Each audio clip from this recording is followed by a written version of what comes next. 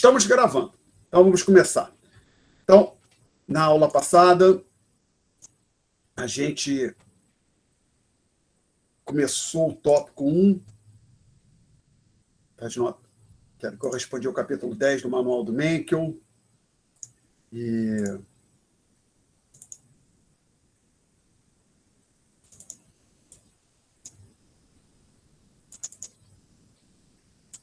nós estávamos aproximadamente na página 2, se não estiver confuso. Sim.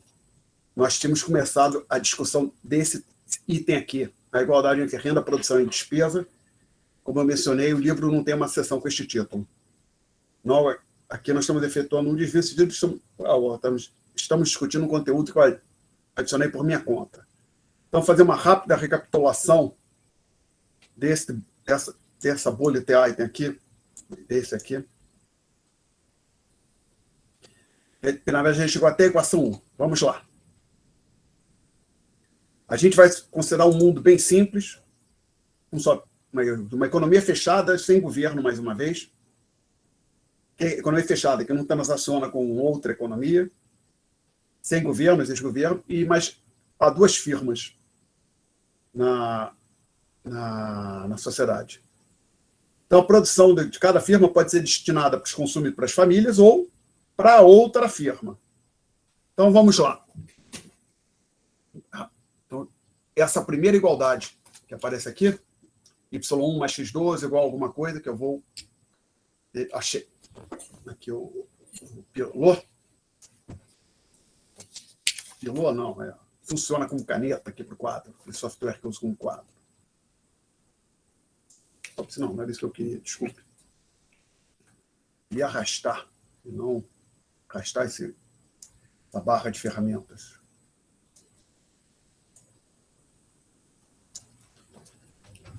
Então, vamos lá. Estou com azul isso. Então, tem aqui essa igualdade. Desculpe, eu prefiro colocá-la um pouco mais para o meio. Coisas importantes têm que ficar centralizadas, não é isso? Então, colocá-la um pouquinho mais para um pouquinho mais para o centro, um pouquinho mais para a direita aqui. Então, essa igualdade aqui, o que ela quer dizer?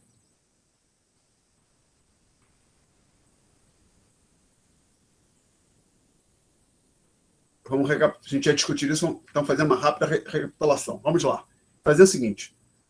Isso aqui é a produção total em valores monetários da firma 1. Essa produção pode ser comprada pelas famílias, pelas pessoas, ou comprada pela outra firma.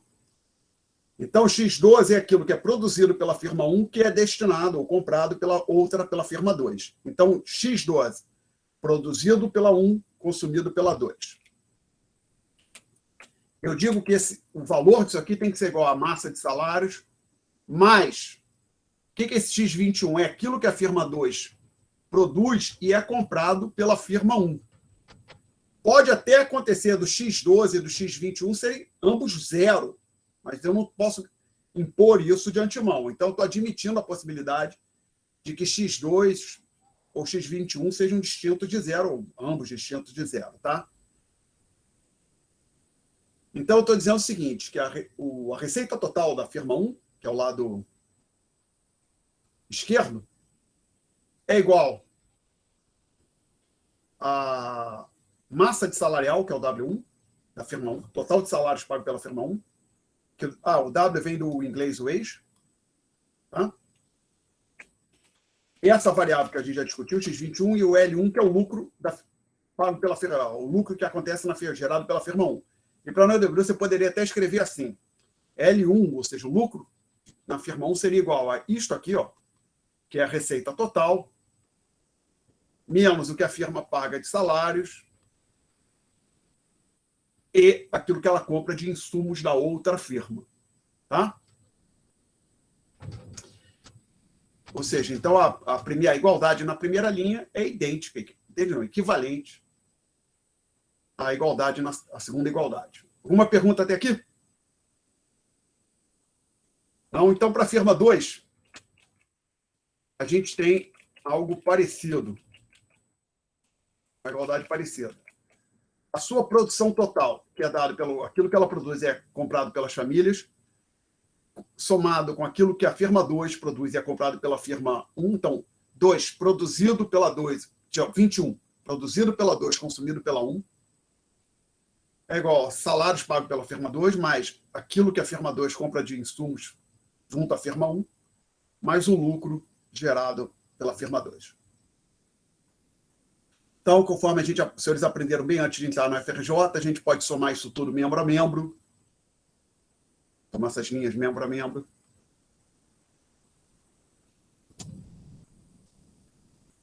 E você vai obter essa expressão aqui.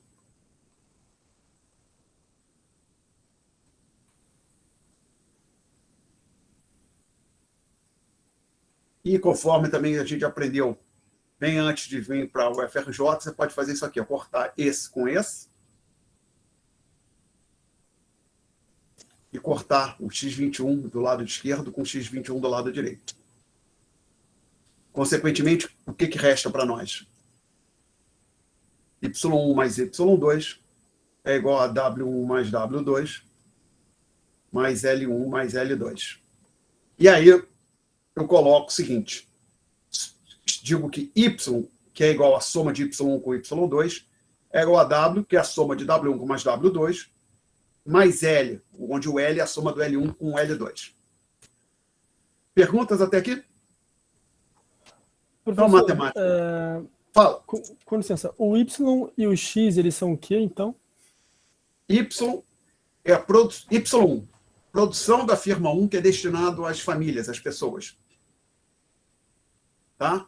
Y2, similar, produção da firma 2, destinado para as pessoas, para as famílias.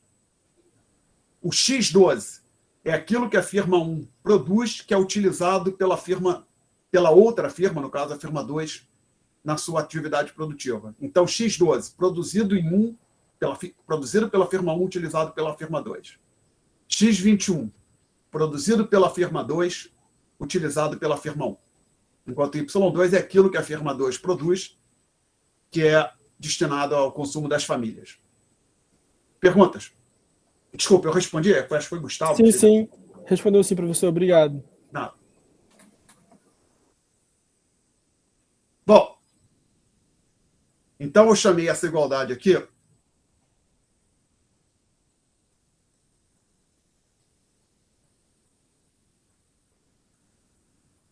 receber um número nas notas de aula, expressão número 1. E eu menciono abaixo que alguém pode... Desculpa. Antes de passar o tracinho lá importante, a conclusão não depende, só dizer o que essa igualdade está dizendo. Então, agora eu vou apagar toda a álgebra, ficar só com a própria igualdade. Alguém se opõe que eu apague o quadro? Então, vamos lá. A expressão 1, vou botar aqui à esquerda, que é mais fácil colocar o número à esquerda, mas, na verdade, nas notas de aula está à direita. O que ela está dizendo? O que é esse W mais L? É a renda total da economia. Aqui vai, como eu não coloquei aluguel, assumi que não terra não é um fator produtivo. Eu poderia ter colocado uma variável A1, que seria aluguel pago pela firma 2, pela firma 1, A2, aluguel pago pela firma 2. Então, estou considerando só 2 fatores de produção, trabalho e capital, que são remunerados por salário e lucro. Então, o que do lado direito a gente tem aqui? Isso é renda total da economia. Total de salários pagos na economia, total de lucros pagos na economia. E lado esquerdo? Valor total da produção. Então, essa igualdade está dizendo, conforme eu tinha falado antes até de apresentar aquele diagrama do manual do Mencken, o fluxo circular da renda e da produção. Diagrama, acho que o título do livro é Diagrama do Fluxo Circular. Que renda era igual à produção da economia como um todo. E apareceu aqui esse resultado para a gente. Então, veja bem, o que isso quer dizer? Quando eu era pequenininho, um pouco menor que o senhor, estava para ir para a universidade, eu achava, antes de começar a estudar economia, na verdade, achava, não. Tem gente pobre, tem uma solução fácil. O governo dá renda para elas. Isso é fácil, o governo vai lá e dá alguma coisa. É isso. Aí ninguém vai ser pobre. Simples assim. Então, bem simples e bem errado. Ou incompleto, pelo menos. Por que é relevante e errado? Por quê? Veja bem, para você gerar um aumento, vamos dizer, real, depois vou dizer verdadeiro, mas a expressão do é real, de renda, você precisa aumentar a produção. Que veja bem, se você saísse. O que essa discussão que a gente teve agora deixa claro é o seguinte: se você sair distribuindo recursos para as pessoas, pense que o governo saísse imprimindo dinheiro e entregando cédula nas mãos de pessoas, mas a produção de bens, produção de batata, de arroz, de relógio, de roupa, calçados, não mudasse, o que ia acontecer? Vocês simplesmente iam aumentar os preços. Mas aquilo que a sociedade efetivamente dispõe de bens ao seu dispor, que é o que interessa, não seria alterado. Tá certo? Então, para dizer que o governo vai criar renda, ou que a sociedade, vamos dizer que é o governo, vai aumentar a sua renda no sentido de aumentar o seu poder de compra, comprar mais batata, mais cebola, viajar mais, e mais ao cinema, é preciso que a sociedade como um todo produza mais. Não tem como fugir disso. Então vamos produzir mais. Fácil falar, fosse fácil. Vamos produzir mais, por exemplo, a China já teria ultrapassado os Estados Unidos em capacidade poderio militar. Porque basicamente produz. Então, você só produzir mais, precisa produzir mais, então só produzir? Produzir é difícil, é justamente a economia como ciência existe devido a essa razão, que a gente não consegue produzir tudo que a gente anseia, ou não conseguimos produzir o suficiente para suprir todos os nossos desejos, anseios e aspirações. Tá?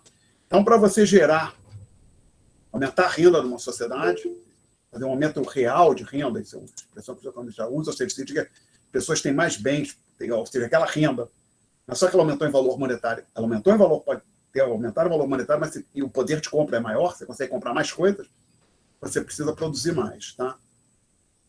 Alguém quer fazer uma pergunta até aqui? Não? Aí eu faço um comentário, então depois que apresento a igualdade 1, nas notas de aula. Vou voltar aqui para as notas de aula, Eu digo o seguinte: a conclusão não depende da hipótese de ter somente duas firmas.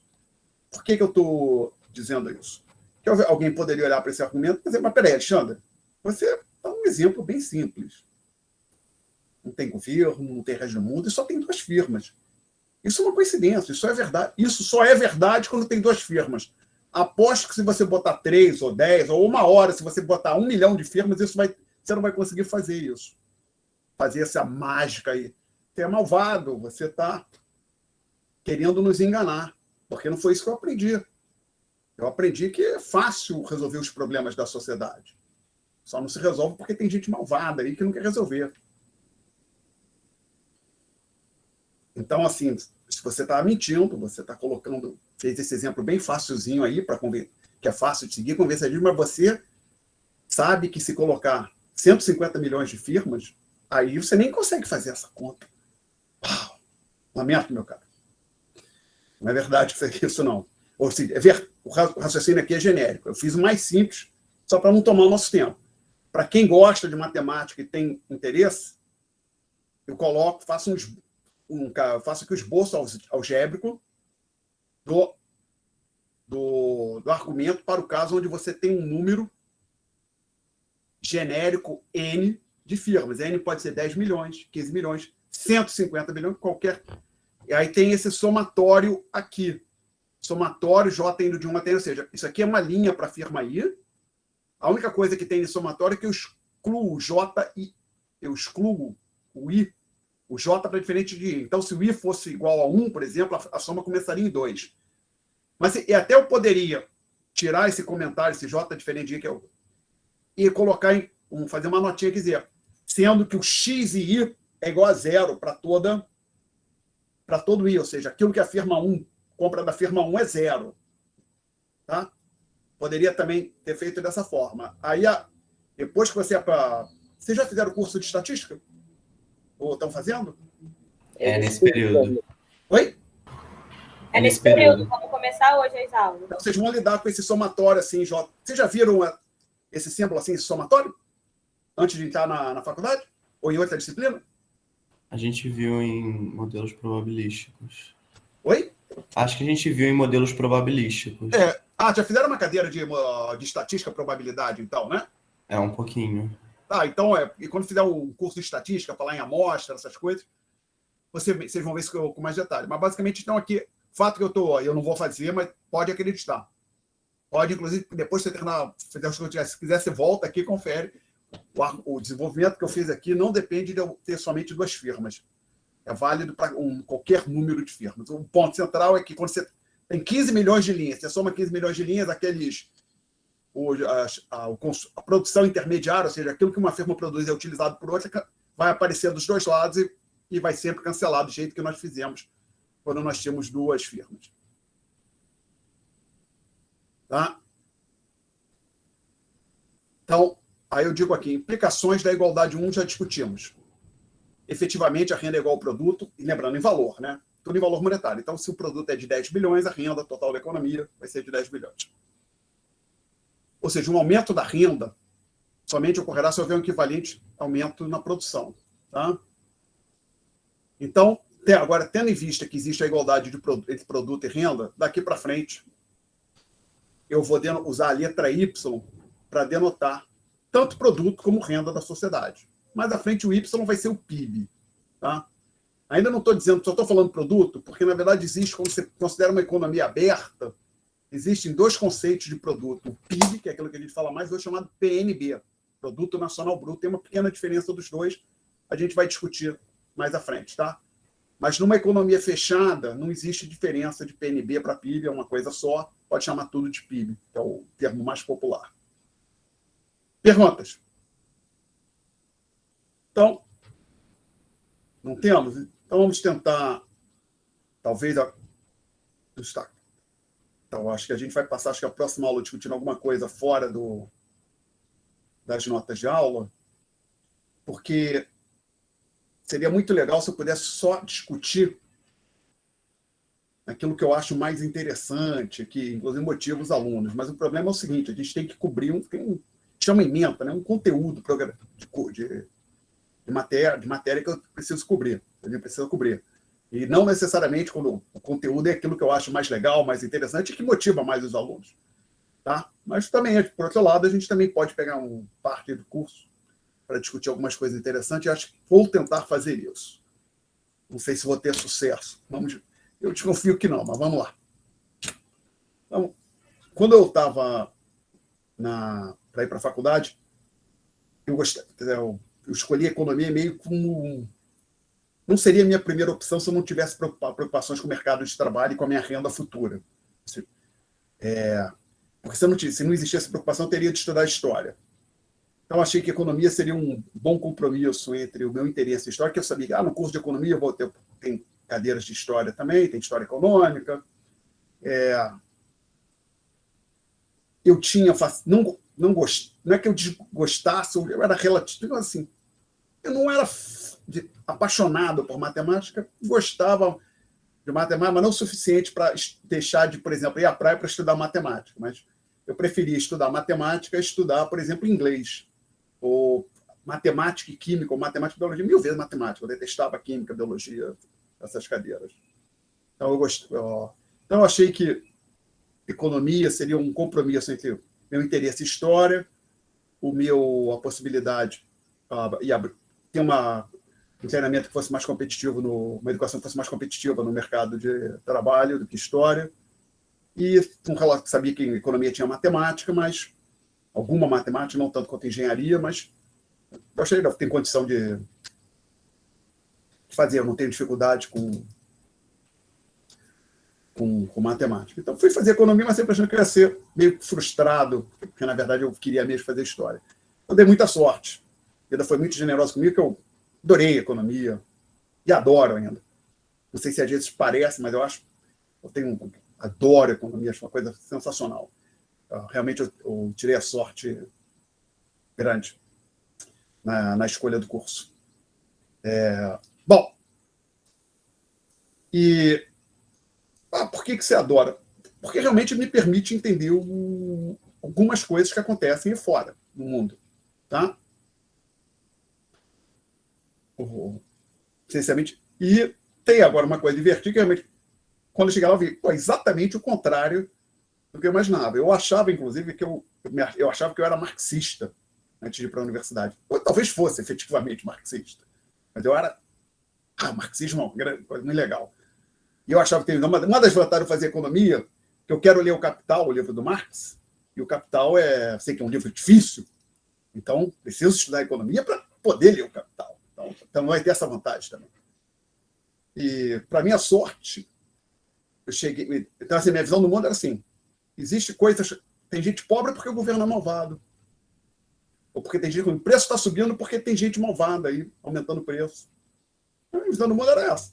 Eu dei sorte que cheguei na faculdade, tive a introdução à economia 1, que era a introdução à micro, introdução à economia 2, que era a introdução à macroeconomia. Micro no primeiro curso, no primeiro semestre, segundo curso, no segundo semestre, com um professor que, digamos, acho que não é absurdo dizer, não é incorreto dizer que ele me salvou. Eu comecei a ver as visões que eu trouxe aqui, com que eu cheguei aqui na universidade, não faz sentido nenhum. O que esse sujeito está fazendo, me mostrando, é muito mais sólido, faz muito mais sentido do que as coisas que eu estava repetindo. E aí eu comecei a mudar a minha opinião. Por exemplo, me lembro que logo, rapidamente, né, os senhores já viram isso aqui?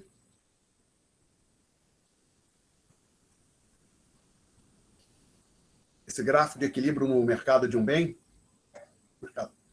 Aí você básico, o que a gente aprende normalmente, então, é que a quantidade de equilíbrio é essa aqui. Esse aqui é o preço de equilíbrio, né? Esse gráfico vocês devem ter visto no curso de micro, não viram? Vemos sim. Eu lembro que a primeira vez que eu vi isso, eu fiquei... meu Deus, quer dizer que então tem um processo, tem interação entre várias pessoas e firmas que leva à determinação do preço, não é só um grupo de gente malvada que fica aumentando o preço, escolhendo o preço para ferrar todo mundo. Eu fiquei assim, meu Deus.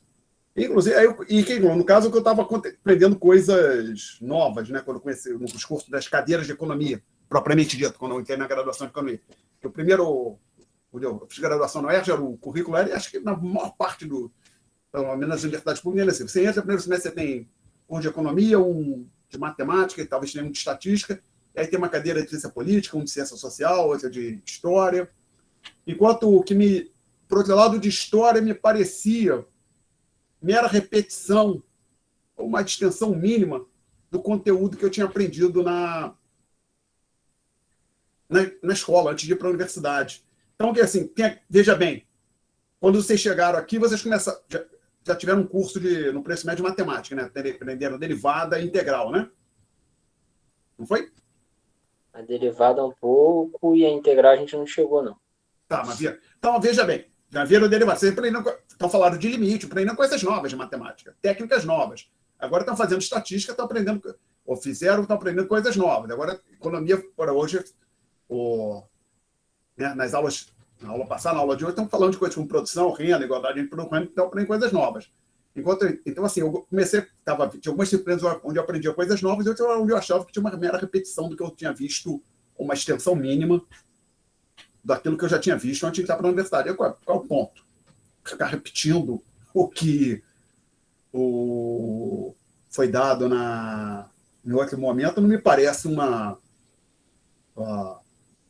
coisa boa. Você tem que aprender, botar para o mostrar coisas, fazer com que o aluno aprenda coisas novas, evidentemente. Né? Bom, aí eu vi esse gráfico e comecei a ver, realmente, o mundo é bem diferente do que eu pensava. Então, particularmente, eu espero que, pelo menos depois da aula de hoje, senhores, se alguém tinha essa ideia que os problemas do mundo decorrem só porque tem gente má no mundo, ou coisa que a gente não gosta, pode ser resolvido com um ato de boa vontade de um governante, ou de uma criatura, de um ser humano bem poderoso, um ditador, espero que eu reverta isso. Não estou dizendo que que o mundo é composto, ou que a população mundial é composta de pessoas boazinhas, não estou dizendo isso, não. Estou dizendo a visão que tem pessoas ruins que estão deliberadamente ferrando todo mundo, me parece que não consegue explicar os problemas que a gente tem. Por que você está dizendo isso? Vamos lá. Imagine a seguinte situação, senhores. Para a gente, eu vou dizer, tem uma limite, para a gente entender que, inclusive, tem uma interação, relação interessante entre concentrar o poder e melhorar a qualidade de vida das pessoas. Para a gente entender isso, é a seguinte situação, talvez não, o começo da discussão não vai ser hipotética. Depois, o que vem lá no meio vai ser algo bem hipotético. Mas era uma comunidade, como muitas no Brasil, bem pobre, onde as pessoas moram em residências precárias, não tem água encanada, não tem ou a eletricidade se tem falha toda hora, tem esgoto correndo a céu aberto, tá? Pobreza grande, problemas de falta de gente passando fome ou fazendo uma alimentação precária. Felizmente é uma realidade relativamente comum no nosso país, né? E junto a isso, o que também é algo comum, que nessa comunidade, que existam lá 5.000 pessoas, um número qualquer, 5.000 pessoas. Além de tudo isso, além da pobreza e dos demais problemas associados, existem criminosos aterrorizando a sociedade. Então, basicamente, a pessoa quer comprar ou consegue um celular, mas tem que pagar uma taxa mensal para um bandido ali na vizinhança para poder usar o celular, e às vezes os bandidos entram, chega assim, deixa eu ver teu celular, deixa eu ver com que você está mandando mensagem de WhatsApp, para quem você está ligando, se você não está falando com a polícia ou alguma outra coisa. Algo desse tipo. Assim. Acho que não me parece que é uma... Todo mundo tem uma noção, já ouviu falar de algo similar aqui no Brasil. Né? Bom, então, até aqui não me parece que esteja fazendo algo muito irreal, falando de algo que seja muito irreal. Agora vem a parte irreal. Suponha que num passe de mágica fosse possível um grupo de pessoas chegasse naquela comunidade e falasse, olha só, nós estamos aqui com muito dinheiro mesmo, e nós vamos usar esse dinheiro para resolver aqui no espaço de um ano todos os problemas que existem nessa comunidade. Essas casas que estão precárias não serão todas elas reformadas. Todo mundo vai... Então, quem está morando numa casa que tem goteiro, isso aqui vai ficar uma casa perfeita. Vai ter água encanada, água fria e quente, né? Água com aquecimento, gás, tudo legal. Aí, tudo legalizado. E não se preocupa com dinheiro, porque a gente vai te dar uma renda mensal aqui, uma espécie de um programa de um Bolsa Família bem encorpado, que a gente tem grana para isso, que vai ser suficiente, mais que suficiente para você pagar sua conta de luz, sua conta de telefone, tudo. Isso a gente vai resolver. Essa sociedade, tá? Todo mundo está me acompanhando? Alguém quer fazer uma pergunta até aqui? Aí vem o catch, que eu chamo ponto. Mas esses benfeitores, adicionalmente, nós vamos trazer polícia e justiça para cá. Opa! Não, mas a polícia é violenta. Olha, não. A polícia vai ser perfeita. Justiça perfeita também.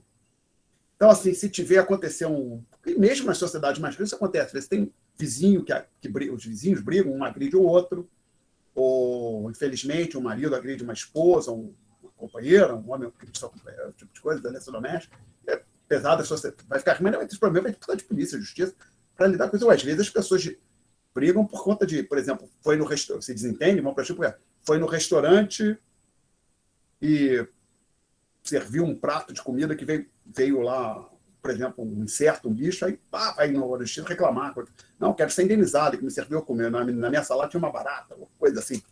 Assim, perto dos problemas brasileiros, isso parece algo trivial, né? Mas na sociedade mais rica existe essa disputa. Né? Então a gente vai precisar, apesar de vamos acabar com a pobreza, não precisa ainda de polícia, justiça, tudo isso. Mas vai ter isso aqui também. Mas de primeiro mundo. Excelente, tudo de excelente nível. Agora, pergunta que eu vou colocar para os senhores. Será que todo mundo que vive todos que estão naquela comunidade carente teriam interesse nessa mudança? Todos concordariam? O que vocês acham?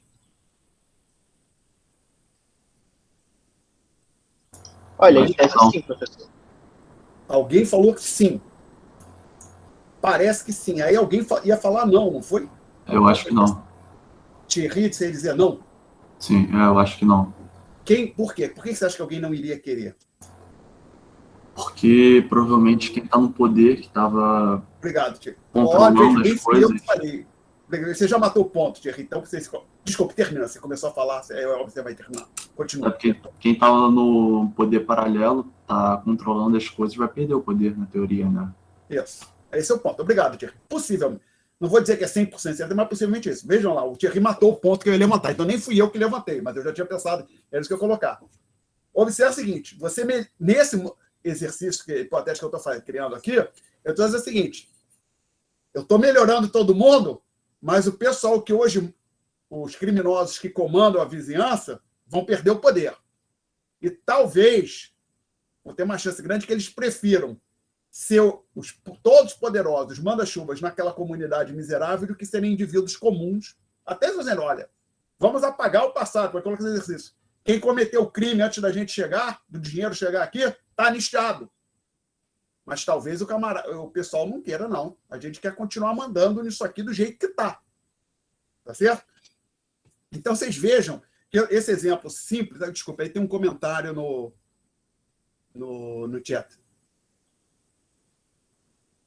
Acho que o comentário do Lucas era similar ao do Thierry, né? Quem perdeu o poder não vai querer a mudança, não é isso? Obrigado. Já percebi. Até esse é o ponto. No geral, digamos assim, 98% das pessoas, todo mundo que não está envolvido na atividade criminosa, quer a mudança. Talvez até alguns que participam da atividade criminosa, mas estão lá embaixo na escala do grupo criminoso, talvez também queiram a mudança. Mas tem os caras que estão lá no topo, 3, 4, 5, isso não. Não queremos isso não. Bom, então esse exemplo deixa claro que quem está no poder, às vezes, pode não querer uma mudança na economia que vai alavancar a sociedade como um todo, porque isso implica que a pessoa vai perder o poder. Então, agora, vamos sair aqui desse exemplo hipotético e levar isso para o mundo real. Por exemplo, Coreia do Norte. Coreia do Norte é uma sociedade muito pobre.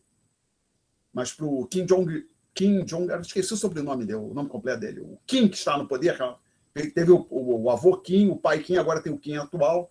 Todos eles têm Kim no nome. O Kim, que está de plantão hoje, tem tudo do bom e melhor. Algumas pessoas em volta também tem tudo do bom e do melhor. E não é muito difícil melhorar, porque a Coreia do Norte é uma sociedade muito pobre, basicamente é liberalizar a economia, permitir que tenha um mercado, surja empresa e alavancar a economia da Coreia do Norte. O problema é que ele ia perder o controle, o nível de controle que existe numa sociedade como a Coreia do Norte é muito grande. Basicamente, é assim, você não... Na hora que o problema, o compromisso que surge para um governante numa sociedade totalitária como a Coreia do Norte para aumentar a liberdade econômica envolve perder controle. E não sou eu que estou dizendo isso, não. Pessoas como Alexander Solzhenitsyn, escritor russo que viveu na União Soviética, ganhou o Prêmio Nobel de Literatura de 1970, se não me falha, 70 ou 71, falava isso. Milton Friedman, economista, Prêmio Nobel, falava isso, que assumir o controle da economia envolve também controlar as pessoas. Então, Hayek também falava, outras pessoas falavam, sou eu que estou inventando isso, não. Tá? Você pode dizer, a gente está falando isso, tudo bem, mas eu posso até estar errado, mas estou errado em boas companhias. Eu tenho boas companhias. Estou num barco que eu tenho satisfação em estar navegando. Bom, os demais viajantes desse barco, tenho grande admiração por eles. Dito isso, então fiz aqui um ponto. Veja, a ideia de que melhorar a economia melhorar a situação econômica de uma sociedade é do interesse de um governante, não é tão simples assim. Ele vai querer fazer desde que não envolva ele perder poder. Tá? Fiz essa ressalva aqui. Feita essa ressalva, agora eu vou mover para o ponto central que eu quero fazer. Via de regra, não sei que eu já dei algumas, acabei de dizer que fiz a ressalva, quem está no poder tem interesse em melhorar as condições econômicas do país. Mas o que você está dizendo? Veja bem, se eu olhar, inclusive, a história econômica história econômica e política do Brasil, o regime militar, houve a queda do João de Goulart e a ascensão dos militares, ocorreu num ambiente de economia conturbada. A inflação estava disparando e o PIB estava estagnado, caindo, ou crescendo muito pouco. O fim do regime militar foi num ambiente de economia conturbada, inflação disparada mesmo, inflação disparada mais alta do que era em 64, e a desemprego alto, PIB caindo também, uma recessão muito forte ali em 80, 81 e 82. Tá? Em 1986, a gente teve a eleição, inclusive, para Constituinte. Foi já no governo Sarney. Não sei o quanto falaram para os senhores na escola sobre isso, mas aconteceu o seguinte naquela eleição. A eleição foi em novembro de 86. Em fevereiro de 86 aconteceu o tal Plano Cruzado. Vocês já ouviram falar na expressão fiscal do Sarney? Não, né? Aconteceu... Já sim, professor, em aulas de história. Ah, tá. Uma pessoa ouviu, mas para quem não leu, não ouviu falar, o fiscal do Sarney é o seguinte: quando o Plano Cruzado é essencialmente o seguinte, os preços estão congelados. Eu achei aquilo lindo. É engraçado que eu estava entrando na faculdade na época. Uma das coisas que me impressionou no professor que eu mencionei, que foi muito importante para mim, que ele chegou lá no prédio de aula, ele disse: Plano Cruzado é uma coisa sem pé nem cabeça, isso coisa de gente louca. Eu, não! Aí ele foi tendo aula com ele, ele foi mostrando uma coisa, até que um dia, ele falava, eu comecei um dia depois da aula, né, eu procurei o professor, não, da aula, professor, deixa aqui para eu entender.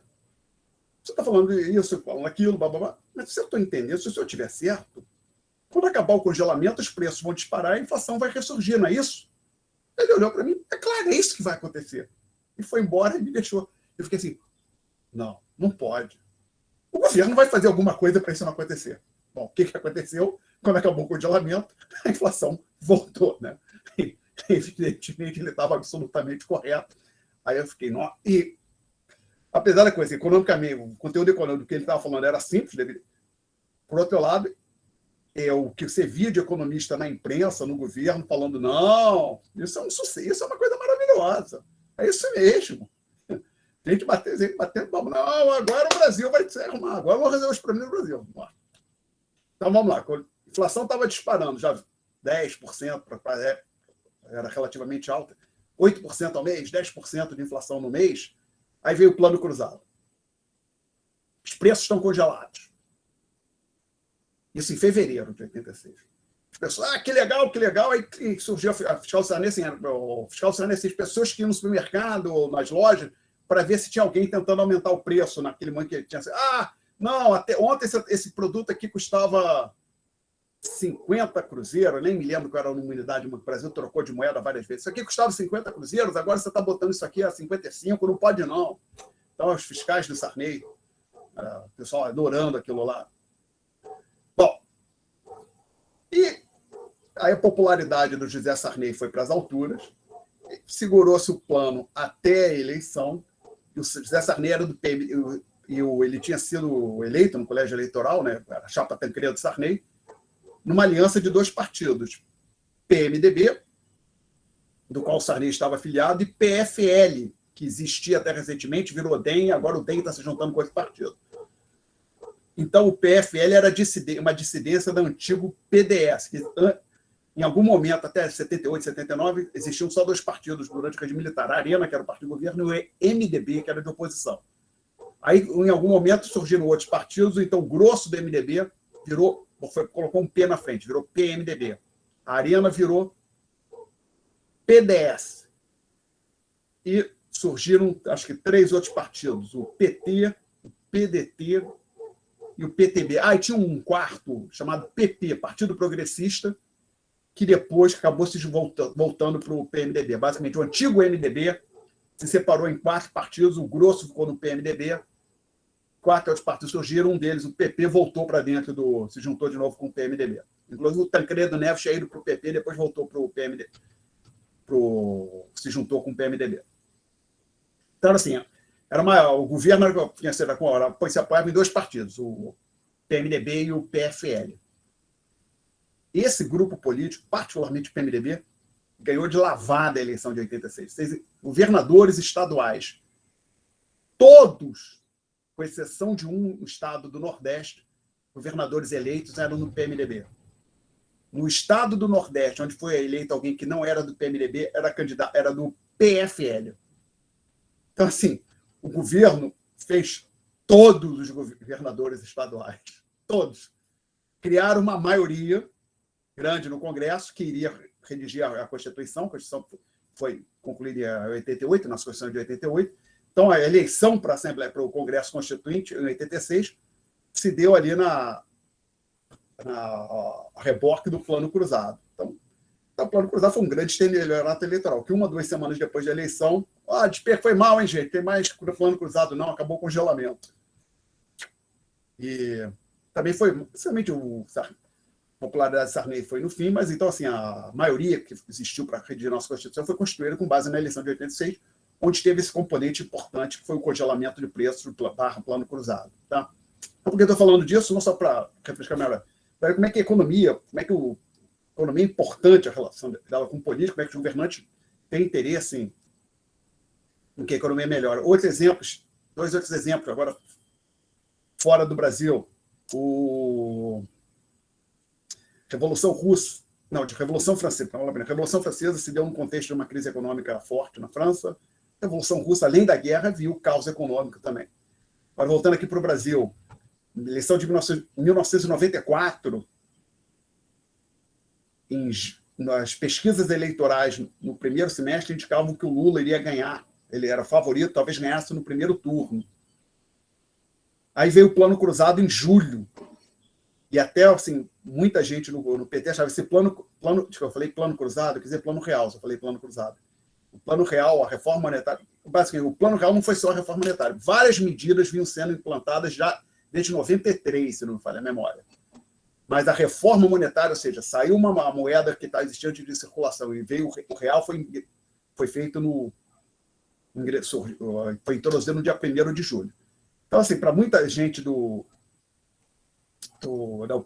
gente no PT, os partidos achavam esse plano real é um novo plano cruzado. Os caras fizeram essa mágica em 86, querem fazer de novo. Mas o plano real foi bastante popular, então, depois da introdução da reforma monetária em julho, as pesquisas eleitorais começaram a indicar que o Fernando Henrique, que era então ministro da Fazenda, acabou sendo candidato, tinha chance de ganhar. Então, assim, as pesquisas foram indicando, o Lula foi caindo, o Fernando Henrique foi crescendo, e o Fernando Henrique acabou sendo eleito no primeiro turno. Não só em 94, como em 98 também. Então, o sucesso do Plano Real permitiu que o Fernando Henrique fosse eleito no primeiro turno em 94 e 98. Tá?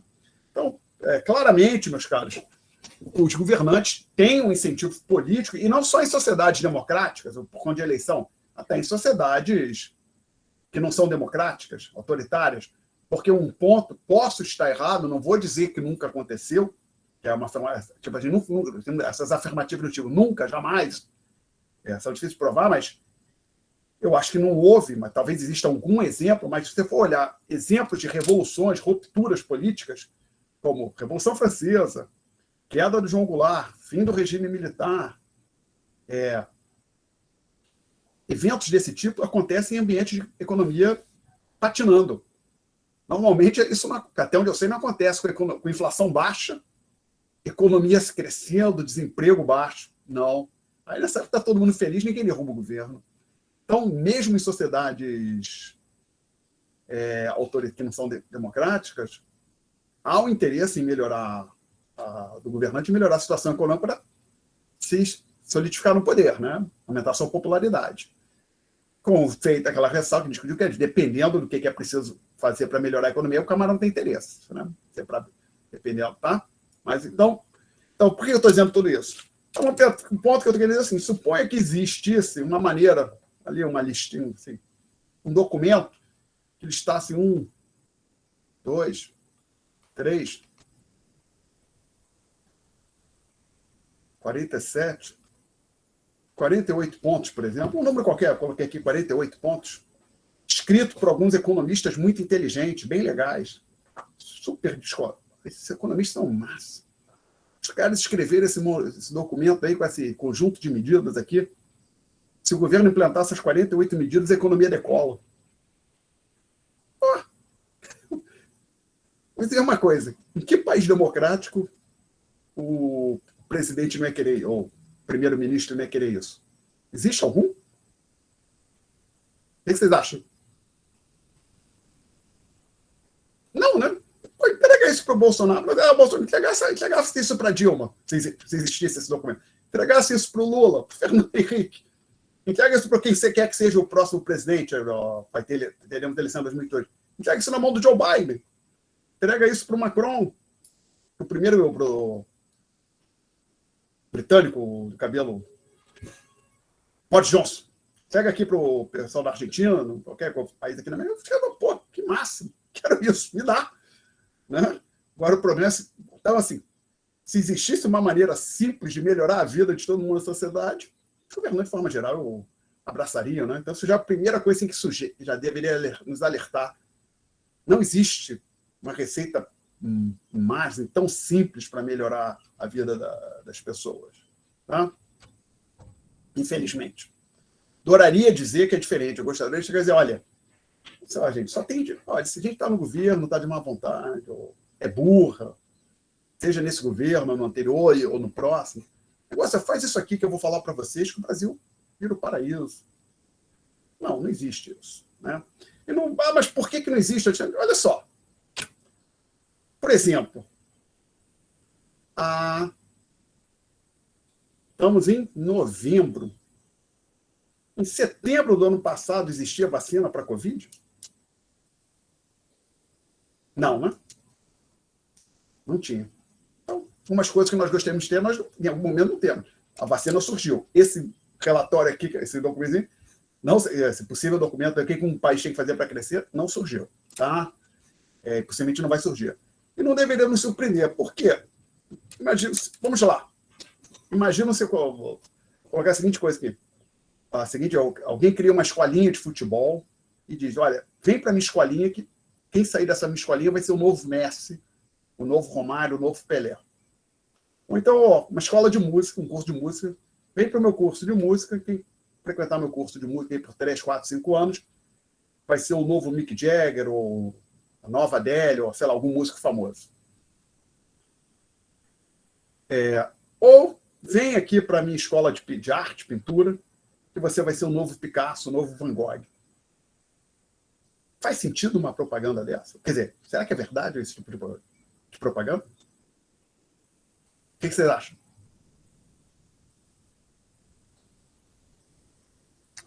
Acho que não, professor. Não, obrigado. Não é verdade. Deve ser para o que vocês estão falando. Assim, tem um curso aqui de administração e gestão. Vem aqui para o meu curso que você vai ser sair daqui, você vai ser o CEO mais importante do mundo. Não existe isso. Porque uma parte disso, por exemplo, falar de coisa bem simples aqui, que nós fomos Brasil com um exemplo, futebol. Parte do sucesso de um jogador de futebol é também a dedicação dele, o treinamento que ele teve, que ele faz regularmente. E outra parte é a habilidade inata dele, alguma coisa que é um dom que a natureza lhe atribuiu, vale para música, para arte e para quase tudo que a gente cozinha também, cozinhar. Né? Então não existe um roteiro, que você não existe um documento que você vai entregar para um jovem que quer ser jogador de futebol, dizendo 20 coisas que ele tem que fazer para ser o novo mestre. Você pode até entregar, só que aquilo lá é falso. O valor disso é zero. Não estou dizendo que você, por exemplo, alguém para um curso de uma escolinha de futebol e aprender a praticar, treinar, ter gente que mais experiente ensinando como é que faz isso aqui, faz essa jogada, dá esse drible, essas coisas. Não estou dizendo que é sem valor, é assim, não tem como você garantir que você vai criar um novo Messi, um novo Pelé. Assim como não tem ir para uma escola de música, aprender os instrumentos, aprender a ler partitura, ou redigir, é bom. Assim como vir para curso de administração, aprender um bando de coisas. Pode ser útil depois, provavelmente vai ser útil se você for trabalhar numa empresa, mas não tem essa receita fechada para você ser o Messi, o Mick Jagger, o CEO mais competente, mais bem sucedido. Não existe isso. Assim como não tem tipo de receita, também, infelizmente, não existe uma receita para fazer um país crescer, ou um país decolar. Tá? Os economistas discutem muito isso, tentam entender o porquê que alguns países são mais ricos, outros mais pobres, mas não existe uma compreensão plena do porquê alguns países são mais pobres, outros são mais ricos, porque alguns crescem mais rápido, crescem mais devagar. Apesar deles saírem falando por aí como se existisse. Tá certo? Por outro lado, tem algumas coisas que a gente deveria saber que a gente não deveria fazer. Tá? Mas então, a primeira coisa, Eu tinha falado, olha, tem igualdade de terreno e produtor, aí vou fazer a economia crescer. Não existe essa receita. Tá? Inclusive, se existisse, qual governante não ia querer? Poxa vida. Assim, se eu tivesse essa receita e fosse funcionasse, eu tentaria vender para algum país, até eu fazer, por exemplo, uma estratégia, porque eu tivesse um caminho para fazer um país crescer. Eu vou pediria licença, eu pediria demissão da FRJ, não, tentaria de graça, até por exemplo, de graça, atuar como assessor econômico de um país. Na hora que eu tivesse sucesso de graça num país, para os outros, eu trabalharia sendo bem remunerado. Tá certo? O problema é que eu teria que impedir que copiasse a minha receita. Né? Se eu tivesse esse roteirinho, eu ficaria bilionário com isso. Aí o João Felipe quer fazer uma pergunta. Fala, João. Professor, você está falando aí que não tem, por exemplo, uma receita pré-definida, mas acho que tem, tipo, pilares básicos que a gente vê nos países desenvolvidos, não? Na economia de cada país desse que cresceu e que desenvolveu. Sim, tem algumas coisas. Tá, tem algumas coisas que a gente sabe. Isso não seriam, por exemplo, uma receita, mas seriam bons guias, não? Desenvolver pilares parecidos? Vamos colocar assim. Vocês entendem a diferença de condição necessária para condição suficiente? Eu não. Não, então vamos lá. Colocar assim, para que um país, uma condição necessária é o seguinte, eu vou dar um exemplo. Para que um país cresça, uma condição necessária é que tenha educação pública de qualidade. Não estou dizendo que a minha afirmativa é verdade. Então, eu estou dizendo assim, se o país não tiver educação pública, ele não vai crescer. De qualidade. Tá certo? Porém, eu estou dizendo necessária. Então, não é suficiente. Então, basicamente, a diferença é que quando você fala que a condição é suficiente, ou uma lista de condições é suficiente, você diz o seguinte, faz essas 5 coisas que é garantido que você vai ter sucesso. Tá certo? A necessária quer dizer o seguinte, você tem que fazer essas 5 coisas para ter sucesso. Mas talvez você faça e não tenha sucesso. Então, dá um exemplo aqui. Para que alguém seja um novo Neymar, ou novo Messi, seja um jogador bem-sucedido, é necessário que ele se dedique a jogar futebol, concorda? Sim. É suficiente? Não, porque tem um bando de gente que joga futebol e não tem o sucesso do Messi. Tá legal? Então, acho que eu, de forma simplificada, eu posso dizer o seguinte, os economistas têm noção de algumas coisas que são necessárias, que podem ajudar no crescimento, ou não só com outros profissionais de outras áreas, mas não tem uma ideia assim, de fazer a lista. Faz isso, que eu tenho uma lista de condições suficientes. Não existe. Suficiente para o crescimento, para uma economia decolar, não existe. Tá ok? Entendi.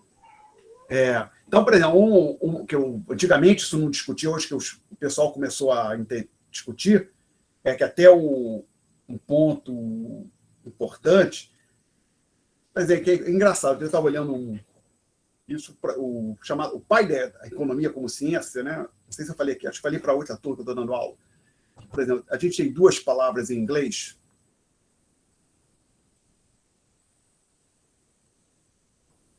Essas 2 palavras são traduzidas para o português como economia, mas tem significados diferentes em inglês. Esta aqui, o economics, é economia no sentido de ciência, aquilo que aqui no Brasil nós muitas vezes chamamos de ciências econômicas, tá? Economia como um campo de estudo.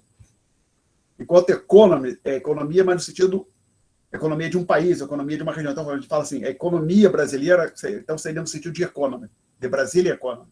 A gente não fala de Brasília Economics. Não, a gente fala de Brasília Economy. Aconteceu alguma coisa na economia, por exemplo, o PIB cresceu 5%, uma coisa assim. Então, o Adam Smith, que é tido como o pai da economia como ciência, ou seja, do campo de economics, seria tido como o livro que deu o pontapé inicial, a obra mais importante do Adam Smith foi Riqueza das Nações. Lá na Riqueza das Nações ele fala da importância de você ter um sistema jurídico, uma infraestrutura legal para o funcionamento dos mercados. Porque no Riqueza das Nações falava é importante que os mercados funcionem, a importância dos mercados, das pessoas comprarem e venderem coisas, para que a economia funcione. Mas ele falava da importância da infraestrutura jurídica. Por que eu estou falando isso? Porque, veja bem, a atividade econômica não acontece assim num vácuo institucional. Uma das coisas que a gente precisa, por exemplo, são contratos e muitos contratos. Então, você precisa de uma infraestrutura, de um sistema judiciário, de leis.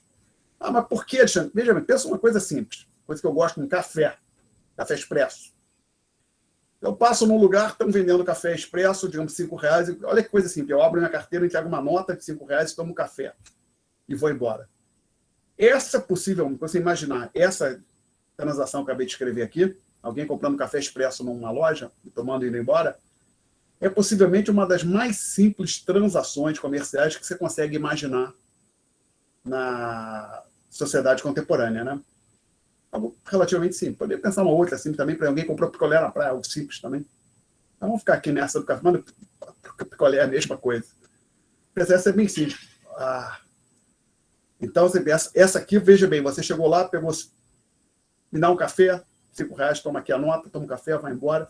Você não precisou, o Alexandre, quando comprou o café, não precisou chamar um advogado para redigir um contrato de compra daquele café. Você vai alugar um imóvel, ou está comprando e vendendo, alugar um imóvel, comprar e vender um imóvel, comprar até um automóvel, uma coisa que você fica negociando, perguntando, você vai comprar um automóvel zero. Você chega lá para o vendedor na concessionária, mas qual é a garantia? Você me mostra o termo da garantia. Né? Então, essa do compra do café expresso é algo bem simples. Então, essa aí não precisa de advogado, de justiça, para nada. Lê do engano. Porque para que o café chegasse ali naquela lojinha, olha o que você precisou. Se o café fosse produzido, plantado, colhido, distribuído. Imagina a quantidade de contratos, a sofisticação jurídica que envolve a produção do café. Aí, veja, a loja onde eu comprei o café, ela está no imóvel que o proprietário comprou, alugou. Tem também a máquina que faz o café, que foi produzida por uma empresa, por uma outra empresa, que também que tem empregados, então ela tem contrato de trabalho, deve ter contratos com fornecedores. Assim. Então você pensa a complexidade da atividade com essa transação aparentemente bem simples, comprar um café expresso numa loja. E parece bem simples, mas por trás dela, para que ela fosse possível, você tem tantas transações tão complexas que demandam uma infraestrutura jurídica muito grande. E,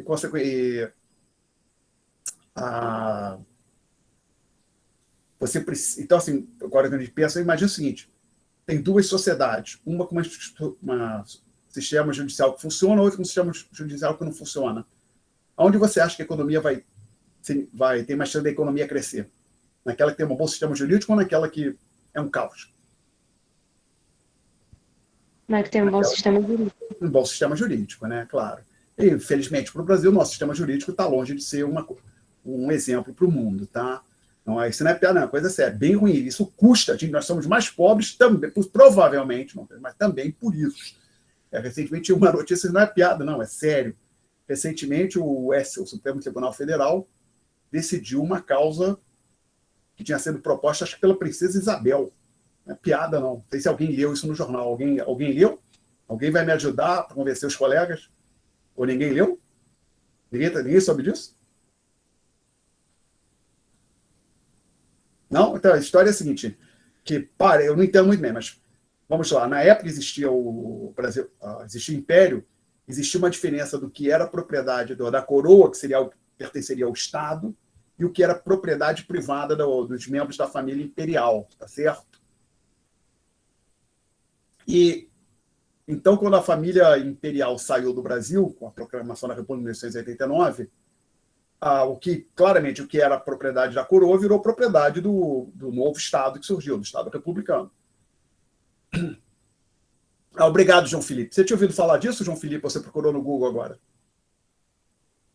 João Felipe colocou um link para a notícia. Acabei de procurar. Tá, mas você não tinha ouvido falar, não, né? Não, é absurdo mas isso. não estou inventando, não. Mas então, você viu, uma das coisas que a República, o novo governo se apoderou foi do Palácio Guanabara. E a ação da família imperial, pelo que eu entendo, foi o seguinte: eles falaram, não, o Palácio Guanabara era propriedade pessoal nossa, não era da coroa.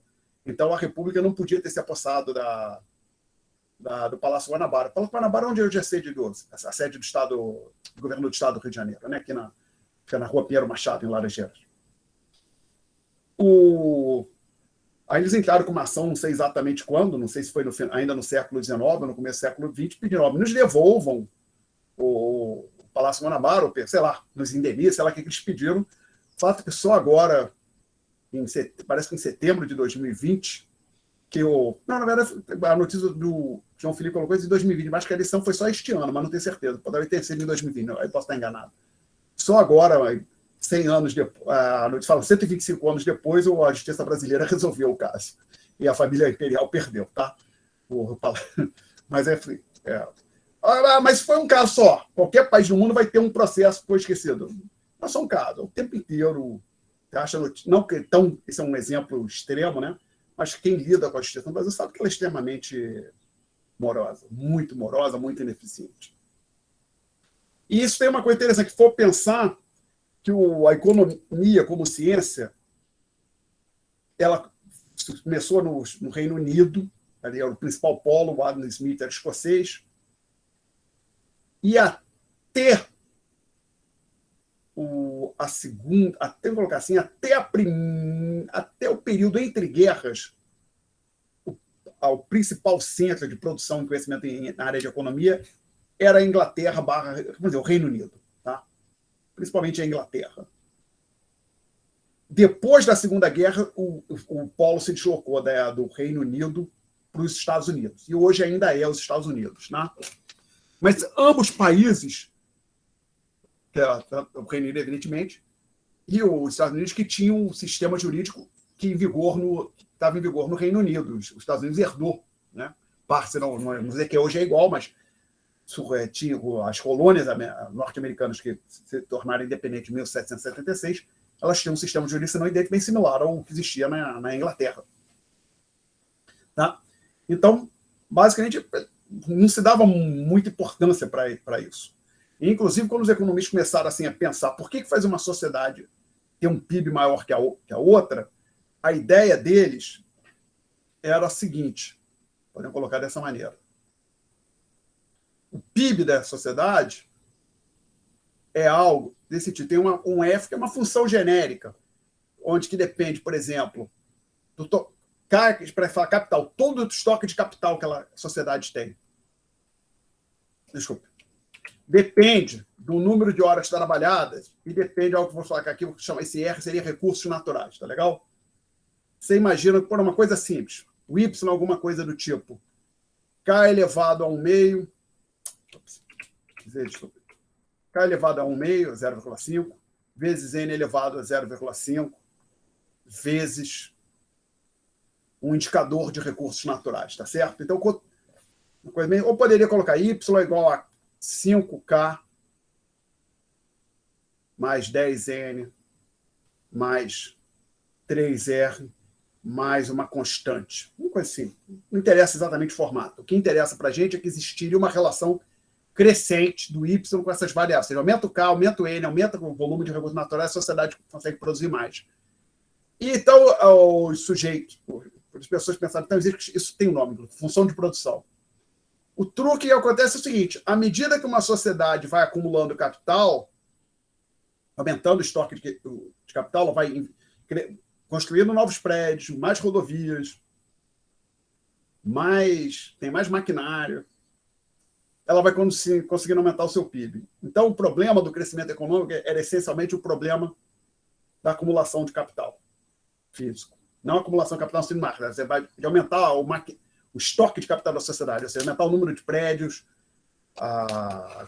de rodovias, ferrovias, o número de máquinas, de equipamento à disposição dos trabalhadores.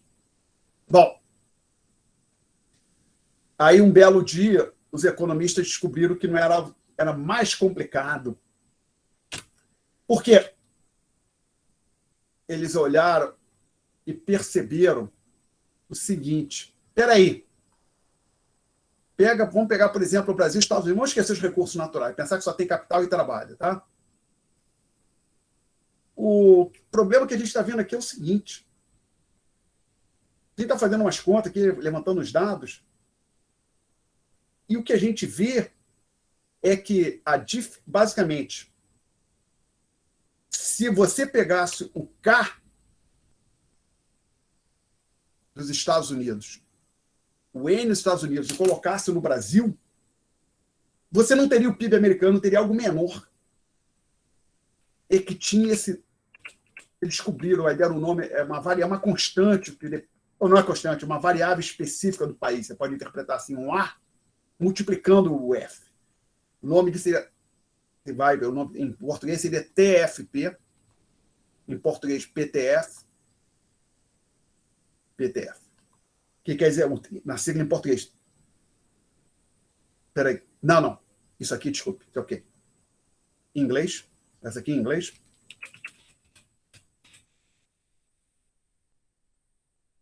Português, essa aqui. Acho que eu tinha falado o contrário. Perdão. PTF quer dizer produtividade total dos fatores. Então, basicamente, eles perceberam o seguinte: em algumas sociedades, o capital é mais produtivo, o trabalho é mais produtivo. Essa sociedade tem alguma coisa que faz com que você levar um automóvel, ou digamos, um torno mecânico, vai ser mais produtivo nos Estados Unidos que no Brasil, uma coisa desse tipo. Todo mundo está me acompanhando? Que alguém quer fazer uma pergunta? E aí, então, o que determina os determinantes desse PTF, né? Aí que hoje tem um chamado que as pessoas tentam descobrir isso, né? Então, uma das coisas que afetaram, já descobri que é o argumento que a qualidade das instituições, não só jurídicas, mas políticas, também afeta a produtividade total dos fatores, tá? Perguntas? Então, agora eu vou trazer uma outra coisa aqui. Permito procurar um negócio aqui, peraí. O quadro está aparecendo aí para os senhores, né? Sim. Obrigado. Estou tentando achar um documento aqui, só um segundinho.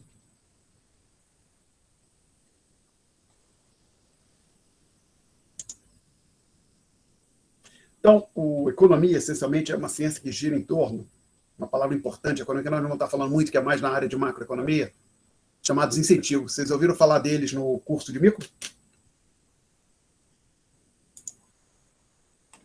Eu acho que não me lembro. Tá? Então, a ideia é o seguinte: o que é um incentivo para o economista? É um valor monetário, algum outro fator capaz de motivar uma pessoa, entidade, a agir de uma forma específica. Exemplos. O valor de uma diária é um incentivo para que o hotel aceite hospedar um viajante, né? Se for de graça, o hotel não tem interesse nisso, né? Uma possibilidade de ser preso é um incentivo para que o indivíduo não cometa o crime. Então, o incentivo é uma coisa bem ampla. Por exemplo, no caso dos senhores, o fato de ter a prova e a avaliação é um incentivo para induzir o aluno a estudar. Está claro? Então, incentivo é uma coisa bem ampla.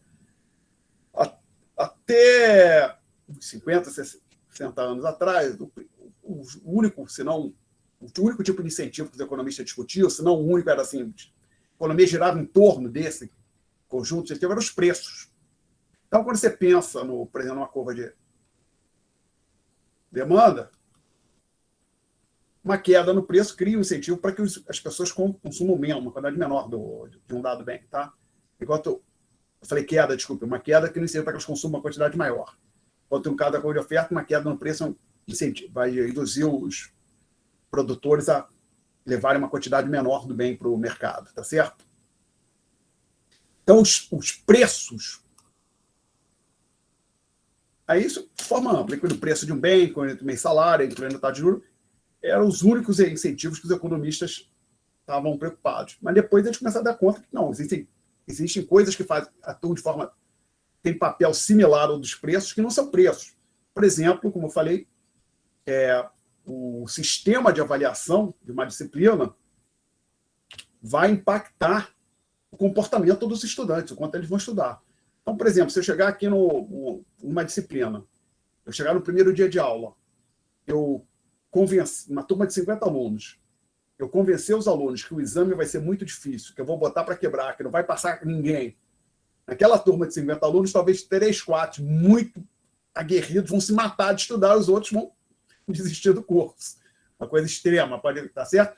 Por outro lado, se eu chegar e falar, não, prova é muito fácil, não sei o quê, aí alguns alunos vão estudar e os outros também não vão estudar nada. Então, assim, o que eu tento fazer é, olha, tem esse sistema de avaliação aqui que você precisa estudar de forma para que induzir um número considerável de alunos, 30, 40, a fazerem exercício, assistirem a aula, fazerem perguntas, lerem o livro e assim vai, tá claro? Está bem claro para mim que, dependendo do que eu fizer no sistema de avaliação, o comportamento dos alunos se ajusta ao sistema de avaliação, tá certo? Também não é só no ensino, também, como eu falei, possibilidade de alguém ser preso, cumprir pena, pode influenciar o seu comportamento. Ou então também a chance da pessoa pagar uma multa, particularmente em países onde...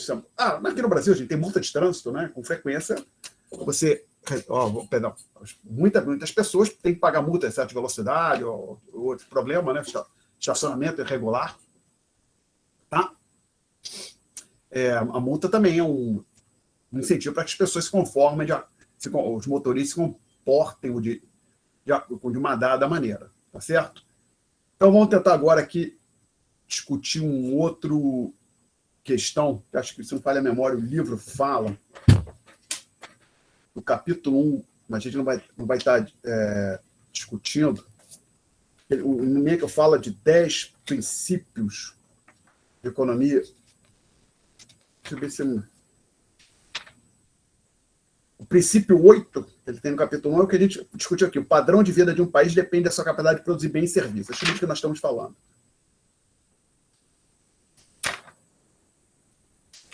Perdão. O princípio 4, as pessoas reagem a incentivos, que a gente já falado também. Não, eu acho que esse que eu tinha em mente aqui, acho que ele discute, mas não lista como um dos 10 princípios. Então, para quem for um dia olhar o livro do Mencken, olhar para o capítulo 1, ele lista lá 10 princípios de economia. São 10 princípios que o Mencken achou relevante e colocou. Esses 10 princípios que o Mencken listou não são como as 3 leis do Newton. Todo mundo que já estudou alguma coisa de física conhece as 3 leis do Newton. Sabe? Ou pelo menos lembra, tem 3 leis de Newton. Essa do Mencken não estão, basicamente é uma iniciativa do Mencken que não foi abraçada pela profissão como um todo. Mas são bons pontos que ele levanta ali. Bom, por que eu estou falando isso? Então, agora aqui, vamos lá, eu cheguei aqui, a expressão 1, nas notas, vou colocar aqui, tem essa igualdade entre produção e renda. Aí alguém, mas peraí, Alexandre, tem algo que o governo pode fazer. Ele pode tirar de uma pessoa e dar para outra, transferir renda. Sim, o governo tem poder. Boa parte do mundo, o governo tem poder para fazer isso, né? Tá claro? Sim. Agora vem a parte chata ali, que inclusive tem uma expressão em inglês, dismal science, que é utilizada para se referir à economia. A economia é ciência sombria, negativa das notícias ruins, depressiva. Então, dismal science, dismal quer dizer depressivo, sombrio, triste, coisa nessa direção, tá? Então, a economia é conhecida como the dismal science, que é a ciência das notícias ruins. Então, assim, que a criança chega na universidade, como eu cheguei, vou mudar, é só fazer assim, resolver os problemas do mundo, aí chega um professor chato, não é tão simples assim, não. Mas não, também não dá. Tem esse outro problema aqui. A economia é a notícia, a ciência das notícias. Então, por aí, outra coisa. Não, tem a pandemia, fica todo mundo em casa, olha, o PIB vai cair, vai ter desemprego, que coisa chata. Né? Tem isso também. Não estou dizendo, não estou dizendo que se deveria ter ou não ter confinamento, essas coisas, estou dizendo, tem o custo, evidente, né? Mas outra coisa que também as pessoas esquecem, mesmo que não tivesse intervenção nenhuma do governo, por exemplo, confinamento, lockdown, isolamento, deem o nome que quiserem, o PIB ia cair por conta da pandemia. Eu estou dizendo o seguinte, um pequeno parênteses para fazer. Qualquer país do mundo, quando chegou a pandemia, o Covid chegou, mesmo que o governo cruzasse os braços e não fizesse nada, o PIB cairia. Por quê? Mesmo que o governo fizesse nada, as pessoas saberiam que haveria um vírus circulando, iam reduzir a visita a shopping center, a cinema, isso teria um impacto sobre a economia. Né? Então, agora voltando ao que a gente estava falando, tem um ponto que muitas vezes as pessoas pensam assim, a renda da economia como se fosse um bolo, que então a gente pode mexer aqui um pouquinho e distribuir. Então, a distribuição está mais ou menos assim, ó. O grupo A está pegando isso aqui, o B está pegando isso aqui, eu posso vir aqui, ó, mudar, fazer a divisão ficar desse jeito. Agora isso aqui é para o B e lá para o A. Aumentar a participação do B e reduzir a do A. Tá? Pequeno problema nisso. Agora que vem a coisa chata. Às vezes, e muitas vezes, quando você tenta redividir o bolo, você impacta o tamanho do bolo, inclusive de forma diversa. Ah, não pode. Tentar convencê-lo. Eu estou querendo dizer o seguinte: não há como separar perfeitamente o processo de criação do bolo, de gerar renda, da divisão. Por que isso? A ideia de pensar é simples. A motivação que o indivíduo tem para se engajar, que um agente tem para se engajar na atividade econômica, depende da perspectiva de remuneração que ele vai ter. Então, assim, por exemplo, tem alguém pensando tem dinheiro para pensando em comprar um imóvel para alugar. Fala, não, mas lá na frente a gente vai congelar o preço do aluguel ou alguma coisa desse tipo. Não, então não quero comprar. Tá? No caso de chama, talvez, então, ao invés de comprar um imóvel, vou comprar 2 imóveis pequenos, vou comprar só um. Uma coisa desse tipo. Tá certo? Então, assim, mas, por exemplo, um grupo de investidores está pensando em construir uma empresa, uma fábrica num lugar. Mas aí ficam preocupados assim, não, mas depois de construir a fábrica, talvez aumentem os impostos na vizinhança para taxar, aumentar, ao invés de cobrar um imposto tal que é de 10%, vão passar para 15%. Então não vale a pena. Tem que ter um bando de fatores que impactam, que acabam fazer com que não seja, se não impossível, muito complicado você conseguir dividir o bolo sem afetar a sua criação, Vou tentar dar agora aqui um exemplo bem simples. Suponho, senhores, que nós temos... Acaba 16h30, não é isso? Ou 16h20? 16h30, não é? Não é esse o nosso horário? 16h30, não é? Isso, obrigado. Então, temos 18 minutos. Esse exemplo aqui vai dar para a gente terminar. Mas, assim, tem 2 lojas, A e B. E também tem o senhor A é o dono da loja A, o senhor B é o dono da loja B, eles são amigos. E eles estão... Vamos discutir se são pessoas legais ou não. Eles se relacionam. Aí, um belo dia, eles saem para jantar. E vamos supor, deixar esse exemplo bem simples. A loja A é um clone da loja B, no sentido que tem o mesmo fluxo de potenciais compradores, vendem os mesmos produtos, e até os vendedores são igualmente hábeis ou capazes de induzir o potencial comprador a fazer ou não, a efetuar uma compra. Aí o A e o B um dia saem para jantar, ou para conversar sobre o... Eles não são competidores, um está numa ponta da cidade, o outro está na outra ponta. E eles ficam assim conversando. Pô, precisam vender mais, aumentar, como é que faz? Aí a gente tem uma ideia. Vamos fazer o seguinte? Vamos dar uma comissão para os nossos vendedores. Supõe que é bastante comum, né? O vendedor ganhar uma percentagem da venda. Né? Aí os caras, porra, como é que a gente não pensou nisso antes? Supõe que não existisse esse mecanismo, eles criaram ali na hora. Pô, a gente tem que pensar nisso, os vendedores vão ficar super felizes, os caras vão tentar, é bom mesmo, legal, vamos fazer. Mas peraí, desculpa, vai ser a comissão. Aí eles param, pensam assim, porra, o negócio lá tá ruim, só dá para... Se eu der mais de 1%, onde eles fazem para os vendedores, eu vou que falir, que eu não estou tirando quase nada ali. Mas o outro não. Não, mas vê o seguinte, na hora que a gente der a comissão, os caras vão vender muito mais. Então vamos...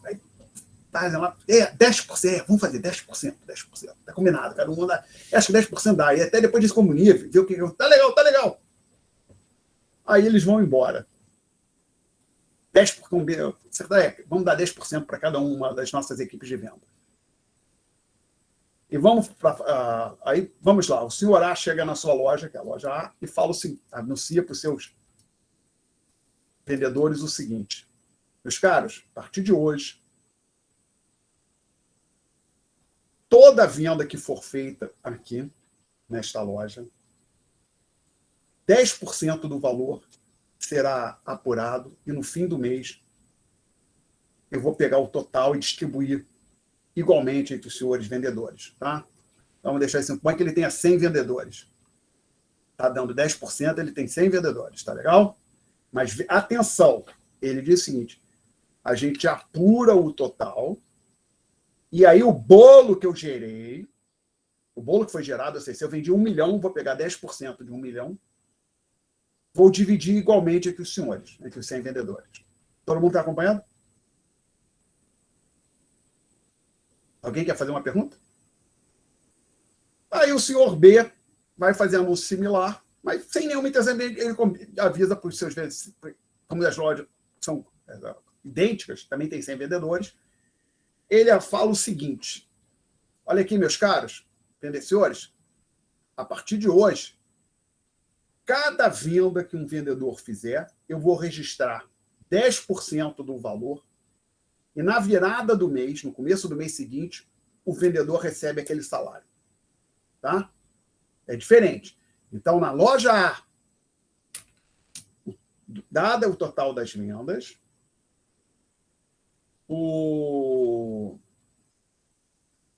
apura-se 10% e o valor apurado, esses 10%, é distribuído igualmente entre os 100 vendedores. Loja B também está alocando 10% da receita para remunerar os vendedores, porém, vai manter o controle da venda individual, de quanto cada vendedor vende, e o vendedor vai receber 10% das suas vendas.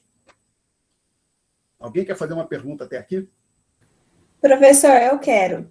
Fala, Maria. A loja A, que fala que vai pegar tudo e dividir entre eles, não vai gerar um conflito? Porque, vamos supor, uma pessoa às vezes está trabalhando mais do que a outra, vendendo mais do que a outra, e no final eu vou ganhar o mesmo valor que ela?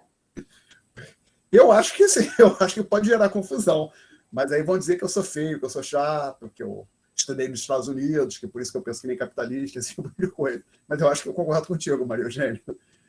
Eu, se fosse minha loja, eu não faria assim. Tá? Ou poder fazer uma coisa assim, ó, um pedaço vai ser um bolo comum, mas tem uma parte que é individualizada, eu preferi, tá? Porque aquilo tem toda a diferença. Agora, se vai ter conflito ou não, você pode ter os outros coisas de administração para dizer, inclusive, qual é a melhor maneira, que é uma típica uma questão de gestão, inclusive. Vamos gerar um programa de participação nos resultados. Qual é a melhor maneira de remunerar as pessoas? A gente vai fazer um bolo comum, onde todo mundo ganha aproximadamente igual, ou a gente vai ter uma medida para avaliar o comportamento ou desempenho, vamos conseguir individualizar a gratificação. Tá? Ok? Mas você já bateu no ponto que eu vou chegar. Mas que não exatamente, mas acho que você já a pergunta que você fez já sugere que você acha que o efeito os efeitos das duas políticas de remuneração, de compartilhamento da receita, serão distintos, né? Não é? Isso. Concorda, Maria? Concordo. Tá. Então, alguns dos alunos, então, a Maria Eugênia já pensou, olha, isso aí vai ter impacto diferente, talvez até alguns fiquem... Pode ser. Porque pode até acontecer o seguinte, os bons vendedores vão tentar sair da loja A e trabalhar na loja B, né? Pode acontecer isso. Tá? Pode acontecer. Bom,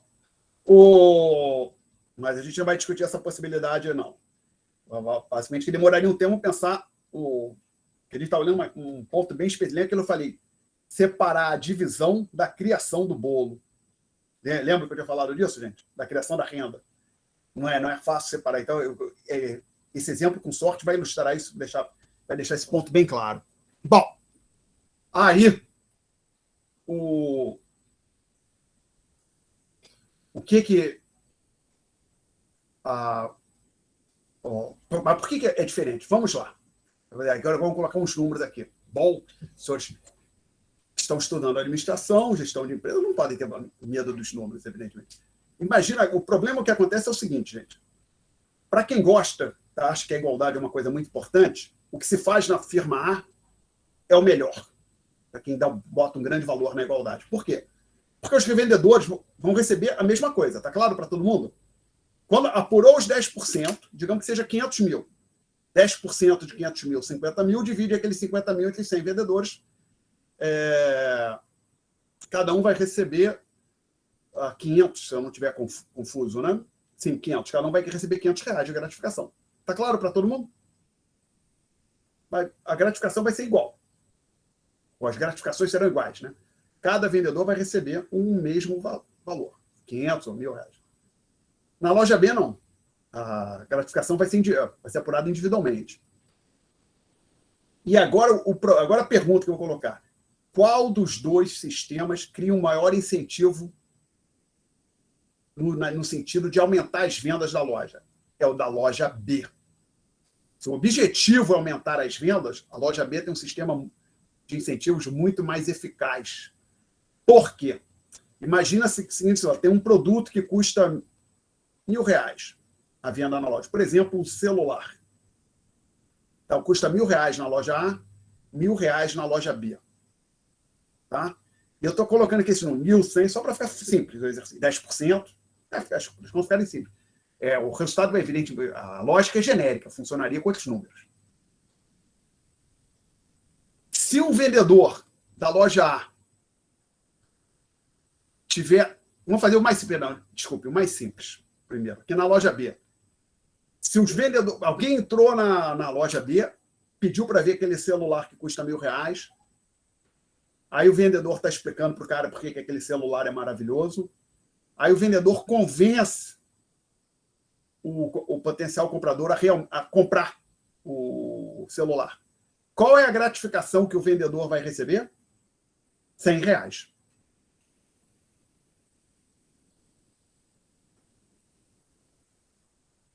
Tá claro? Porque é uma venda que ele fez de R$1.000, ele ganha 10% disso, ele ganha R$100. Ok? Tá claro isso para todo mundo? Tá sim, professor. E na loja B? Se o vendedor tiver sucesso, desculpa, na loja A, perdão. Se na loja A, se o vendedor for bem sucedido em convencer aquele potencial consumidor a comprar o celular, ele vai gerar uma bonificação de R$100, como na loja B. Mas aqueles R$100 vão para o bolo global, que vai ser dividido por 100 indivíduos. Então, para o vendedor que está atendendo aquele consumidor, se ele for bem sucedido, a gratificação que ele gera para o bolso dele é de R$1. Que diferença, hein? Todo mundo, tá claro para todo mundo aí a diferença? E agora eu venho falar uma coisa muito chata. Onde vocês acham que os vendedores vão se empenhar mais para vender? Na loja A ou na loja B? B. Olha, Maria Eugênia, resposta perigosa. Eu concordo com você que é a loja B, mas eu sou uma pessoa muito chata e desagradável. Desculpe, Maria Eugênia. Mas quando a gente coloca o junto, começa a discutir, é evidente. Tá? Ah, não, mas... Aí foi o tempo que eu falei, não, a gente vai lá, faz um encontro, as pessoas conversam. Tá bom. Tá legal. Mas todo mundo já entendeu a lógica aqui. O objetivo é aumentar as vendas, o sistema da loja B é muito maior. Então, veja bem. Agora, veja bem. Perdão, desculpe. Eu estou querendo dizer aqui o seguinte. Na loja A, você pode ter assim, a loja A teve, que eu falei, eles fizeram isso nem se deram conta, o senhor A e o B. Se bem resolver dividir 10%, não pensaram nos detalhes. Agora, pode dizer, não, pensaram nos detalhes. O A estava preocupado com a igualdade, queria que os vendedores recebessem a mesma coisa. O resultado é assim, para conseguir distribuir o bolo de forma, cada vendedor recebendo o mesmo pedaço, mesma fatia, ele diminuiu o tamanho do bolo, porque as vendas serão menores na loja A. Na loja B, abriu-se mão da igualdade e o bolo vai ser provavelmente maior. Tá? Não é fácil você separar, então dito isso, não é fácil você separar, não tem como separar a distribuição da criação de riqueza. Infelizmente, não tem um mecanismo mágico que permita fazer essa separação. Perguntas até aqui? Então, temos ainda 6 minutos, ilustração histórica. Incentivos são muito importantes. Tem algumas coisas que, agora eu estou lendo algumas coisas que algumas cidades americanas, por exemplo, São Francisco, é um bom exemplo, tiveram a seguinte ideia lá. Tem uma expressão em inglês chamada shoplifting. É basicamente roubar ou furtar da loja. Basicamente a pessoa entrar numa loja numa grande loja de departamentos, pegar, por exemplo, um celular, jogar dentro da bolsa ou do bolso, colocar aqui assim, tentar sair sem pagar. Isso chama em inglês a expressão shoplifting. Tá? Tiveram a ideia de que furtos desse tipo, que não chegassem ficassem abaixo de $1.000, as pessoas não seriam processadas, né? não seriam levadas a julgamento por isso. Tá? E tiveram essa ideia, porque não faz sentido prender alguém só por causa de $1.000. Qual é o resultado? Isso foi feito. O que está acontecendo agora? Está um festival, gente, você vai, bota no YouTube São Francisco, Store, Theft, não vai ter dificuldade de achar vídeo, não. Se alguém quiser e tiver curiosidade, manda um e-mail que eu mando o link. Entram pessoas, grupos de pessoas, 10, 12, de uma vez só, vão passando lá, pegando tudo, botando na bolsa e saindo. O único cuidado que as pessoas têm que ter é colocar no máximo, colocar menos de $1.000. Né? Isso. Porque não, que é uma coisa muito feia. Você criou, basicamente você criou. O que foi feito foi o seguinte: disse que furtos abaixo de $1.000 não seriam penalizados. Então, para todos os efeitos, aquilo lá foi legalizado. Né? Então, inclusive, lojas, redes, como se fosse equivalente da loja americana, da Casa de Vídeo, estão fechando unidades na cidade de São Francisco, porque não dá. Inclusive o horário, que o furto acontece às 5 da tarde, 4, meio-dia. À noite, então, é impossível. Então, os horários mudaram, estão fechando loja, assim vai. Não me surpreende que isso tenha acontecido. Né? Outro exemplo aqui, um pouco mais antigo. Coletivização da agricultura na União Soviética. Depois da Revolução Russa,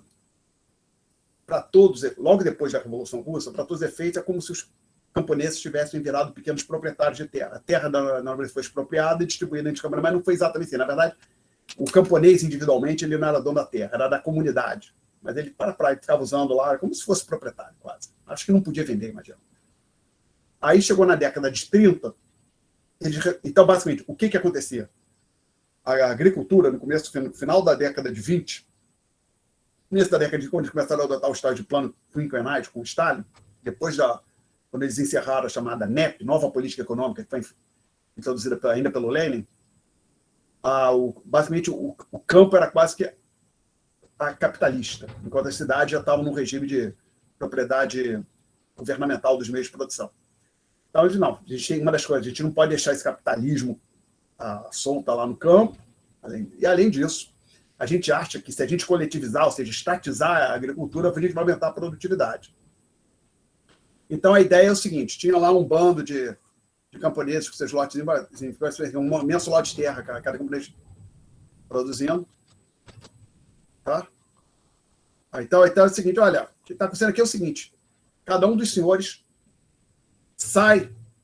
vai fazer o seguinte, vem aqui, nos procura, entrega as suas vacas, as suas galinhas, os seus porcos, os seus arados, que vai virar tudo propriedade do Estado, e você vai virar empregado da fazenda estatal, ou membro da cooperativa agrícola. Tinha 2 tipos. Uma fazenda estatal, onde o sujeito era empregado, e uma cooperativa agrícola. O que vocês acham? Você acha que os camponeses gostaram disso?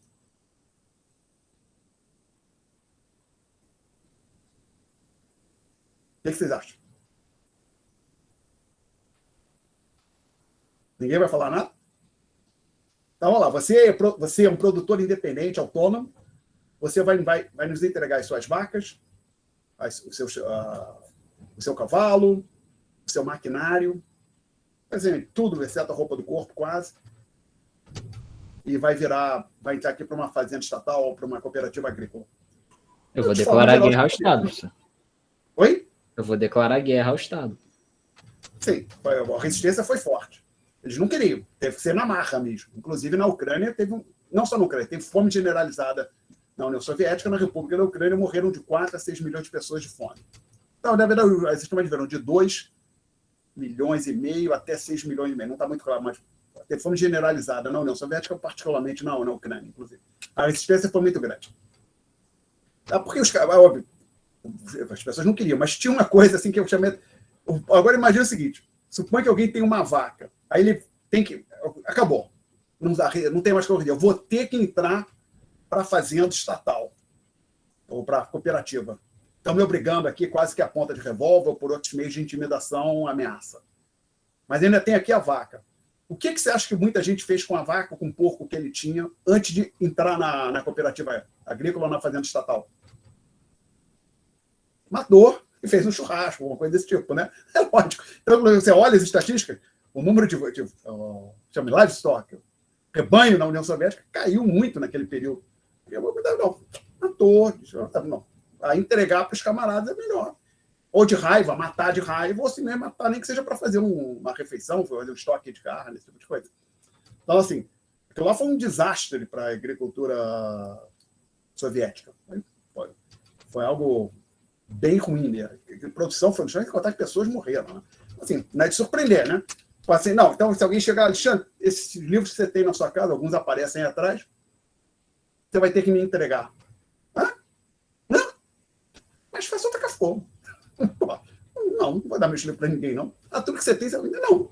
Eu não. Se realmente eu estiver convencido que vou ter que entregar, eu destruo tudo, né? Lógico. Assim, que isso? Não. Né? Assim, me parece muito sobre isso. Eu falei, melhor que sou apaixonado pelo meu livro, mas assim, não vou dar para ninguém meu livro. O que é isso? Mas então, assim, os incentivos são fundamentais. Então, uma das coisas que tem que pensar em toda a política pública e também decisões empresariais, como é que, por exemplo, as pessoas vão reagir? Quando eu estou falando uma empresa vai implementar uma política de remuneração, como é que os empregados vão reagir? Eles vão ficar mais motivados? Vão ficar aborrecidos, né? O que vai acontecer? Né? Tem vários fatores que você tem que levar em consideração. Estamos falando de uma empresa. E no caso de um país, eu vou implementar essa política aqui, o que vai acontecer? Por exemplo, vou congelar os preços. O que vai acontecer? Já sabe. Dali a 3, 4 meses, as prateleiras, os produtos que foram alvos do congelamento vão desaparecer, ou vai ser difícil conseguir. Por exemplo, plano cruzado, já estou encerrando, gente, já passei um minuto, só para um comentário. No final do plano cruzado, era muito difícil conseguir carne. Você não achava em lugar nenhum carne. Era muito difícil. Eu me lembro que, inclusive, uma das coisas que na época eu tinha 19 anos. Aí eu me lembro que morar com a minha mãe, mãe, não tem carne. Pô, meu filho, não tem carne para comprar. Se você achar, compra. E traz aqui para casa. Aí eu lembro que assim, uma das coisas que comecei a comprar, então, carne não era rara, conseguia aparecer. Linguiça. Aí o que aconteceu? A linguiça começou a piorar de qualidade, começava a vir cada vez mais com aqueles pontos brancos, aquele nervo e pouca carne, propriamente dita, na linguiça, né? Uma outra coisa que eu me lembro que desapareceu, um biscoito de chocolate que eu gostava, biscoito São Luís de chocolate, sumiu.